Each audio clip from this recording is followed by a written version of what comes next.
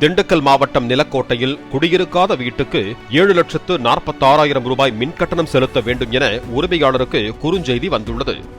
பட்டிவீரன்பட்டியில் வசித்து வரும் முருகேசன் சொந்த ஊரான லட்சுமிபுரத்தில் உள்ள பூர்வீக வீட்டை 2 ஆண்டுகளாக பூட்டியே வைத்துள்ளார். இந்நிலையில் 7,46,001 ரூபாய் மின்கட்டணம் செலுத்த வேண்டும் என குறுஞ்செய்தி வந்துள்ளதால் மின்வாரிய அதிகாரிகளிடம் புகார் தெரிவித்துள்ளார். என் சித்தப்பா பையனுக்கு பக்கத்தில் என் வீட்டு பக்கத்தில் வீடு இருக்குது. அதுக்கு கரண்ட் பில்லு நான் தான் கட்டிகிட்டு இருக்கேங்க.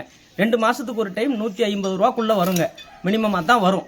இந்த வாட்டி 7,46,001 ரூபா வந்ததில் ரொம்ப அதிர்ச்சி அடைஞ்சிட்டேன். இந்த வீட்டோட மதிப்பே 7 லட்சம் வரலைங்க. அப்படி இருக்கும்போது நாங்கள் ரொம்ப கஷ்டப்பட்டு கூலி வேலை செஞ்சு ஒவ்வொரு நாளும் பிழைப்பு நடத்திக்கிட்டு இருக்கிற தருவாயில் நாங்கள் இருக்கும்போது இவங்க இந்த கரண்ட் பில்லு இன்னும் 10 நாள் 12 நாளில் கட்டி முடிக்கணும்.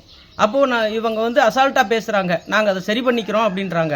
நாளைக்கு எங்களுக்கு ஏதாவது கோர்ட்டு கேஸ் அலையிற மாதிரி எங்களுக்கு இல்லைங்க.